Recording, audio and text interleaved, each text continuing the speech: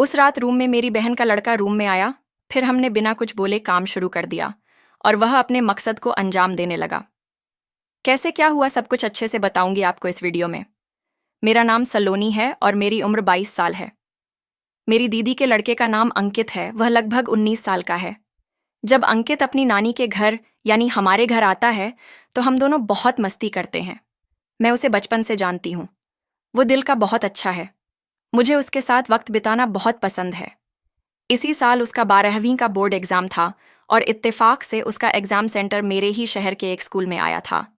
तो अंकित की मम्मी यानी मेरी दीदी ने मेरे पास कॉल किया और कहा, अंकित को बोर्ड पेपर देना है, तो क्या तुम लोग कुछ दिन इसे अपने साथ घर पर रख सकते हो?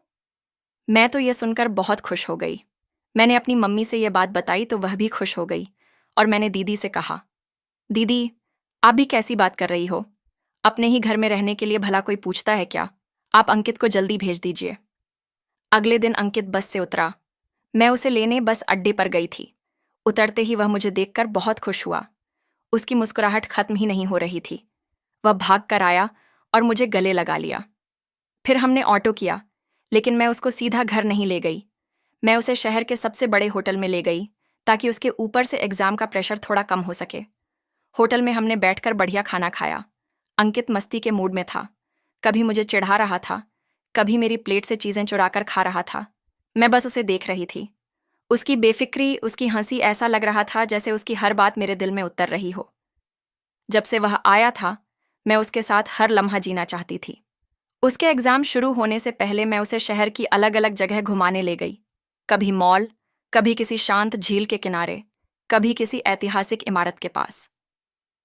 हम दोनों के बीच बातचीत अब पहले से ज्यादा खुली हो गई थी। वह अपनी पसंदीदा फिल्मों, गानों और जिम में बिताए पलों के बारे में मुझे बताता और मैं अपनी मेडिकल स्टडीज की कहानियां उससे शेयर करती।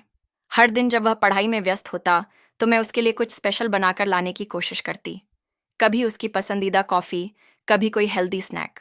और जब वह पढ़ते पढ़ते थक जाता तो हम छत पर बैठकर तारे देखते और ढेर सारी बातें करते। इस बीच मुझे एहसास होने लगा कि मैं उसे सिर्फ एक बहन का बेटा नहीं, बल्कि किसी और ही नज़रिए से देखने लगी थी। मेरा दिल उसके पास होने पर अजीब तरह से धड़कता था और जब वह मुस्कुराता तो लगता जैसे दुनिया की सारी खुशियां यहीं थम गई हों। अंकित का आखिरी पेपर खत्म हुआ और मैंने घर पर उसके लिए उसकी पसंद की मिठाई बनाई, लेकिन अंदर से मैं बहुत उदास थी। जब वह जाने के लिए अपना सामान पैक कर रहा था तो मैं कमरे के दरवाजे पर खड़ी उसे देखती रही। उसने मुझे देखा और हंसकर कहा, क्या हुआ डॉक्टर साहिबा, इतनी चुप क्यों हो? मैं कुछ नहीं बोल पाई, बस हल्का सा मुस्कुरा दी, लेकिन मेरी आंखों में छुपी उदासी शायद उससे छिप नहीं सकी। वह मेरे पास आया और उसने धीरे से मेरा हाथ पकड़ा और बोला, सुमन मासी, मैं तुम्हें कुछ कहना चाहता हूं। मैंने उसकी तरफ देखा। उसकी आंखों में संजीदगी थी जो मैंने पहले कभी नहीं देखी थी।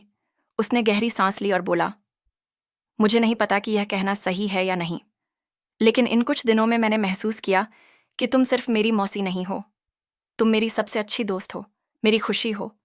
मैं तुम्हारे बिना खुद को अधूरा महसूस करने लगा हूं। शायद मुझे तुमसे प्यार हो गया है मासी। मेरा दिल जोर से धड़कने लगा। मैंने कभी नहीं सोचा था कि वह भी यही महसूस करता होगा। मैं कुछ पल तक कुछ कह ही नहीं पाई। उसने मेरी आंखों में देखते हुए कहा, अगर यह गलत है तो मैं कभी यह बात फिर नहीं कहूंगा, लेकिन अगर तुम भी कुछ ऐसा ही महसूस करती हो तो मुझे बस एक इशारा कर दो। मेरी आंखें नम हो गईं। मैं कुछ नहीं कह पाई, बस हल्की सी मुस्कान के साथ उसकी उंगलियों को अपने हाथों में कस लिया। वह मुस्कुरा उठा। शायद ये उसकी जिंदगी की सबसे प्यारी जीत थी।